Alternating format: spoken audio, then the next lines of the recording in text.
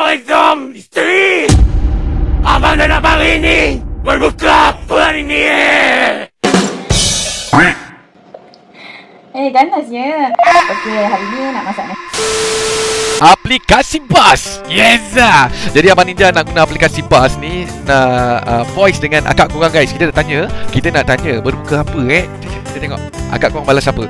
Nampak memang mantap lah Dia sejak tulis teks lagi tau. Ada teks lagi. Lepas kita cakap ada teks guys.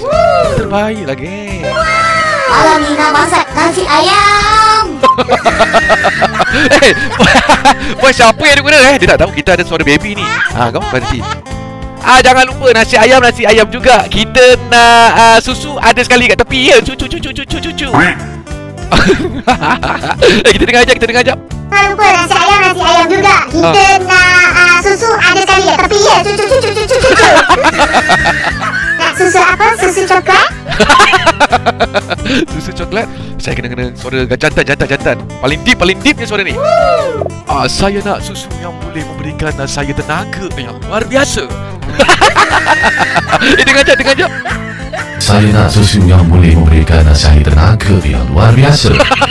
Memang terpaling jantan guys. Memang best lah kan apps ni. Korang kena install guys.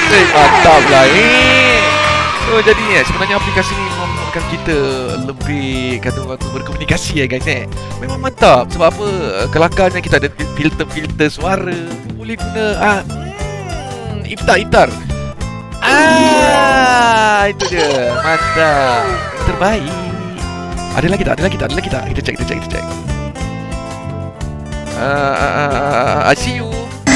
Memang sweet. Memang comel animasi yang ada kat dalam aplikasi Buzz ni guys. Nacho. Apa lagi best kan? Memang best.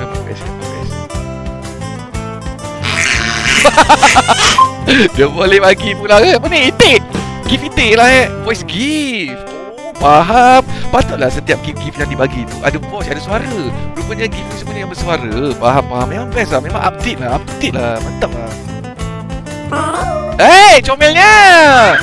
Okay guys, macam mana nak buat grup senang je dekat dalam aplikasi Buzz ni? Yang pertama kau pergi ke paling atas yang ada gambar orang. Nampak. Tik satu kali. Okey. Okey kata dia okey. So lepas itu kita akan pergi ke create group nombor 2 ni guys. Create dia ni. Lepas tu mana kawan-kawan korang yang dah korang add tu kan. Ini abang nak bagi contoh je lah kat korang semua ni. Tekanlah dengan switch ke ini ke ini. Okey, klik je semua. Apa dah hal? Kita next kan je. Kat sini kita tulis family. Malam ni jangan lupa ya. Kita orang bangun sahur ya. So sahur. Siapa pula yang bercakap lah tu sabar. Okey, lepas tu kita tekan je create ni guys. Bila dah tekan create ni ada grup yang kita create tadi, iaitu grup family. Betul cakap. Dancing 1 2 3 adu tumpang lalu. Dengar? Dia cakap, Dancing 1 2 3 adu tumpang lalu. Jadi di sinilah kita akan berkomunikasi bersama dengan keluarga kita guys. Berapa banyak korang add saja guys. Di sini kita akan berbalas-balas pantun nanti guys. Apalagi install sekarang juga.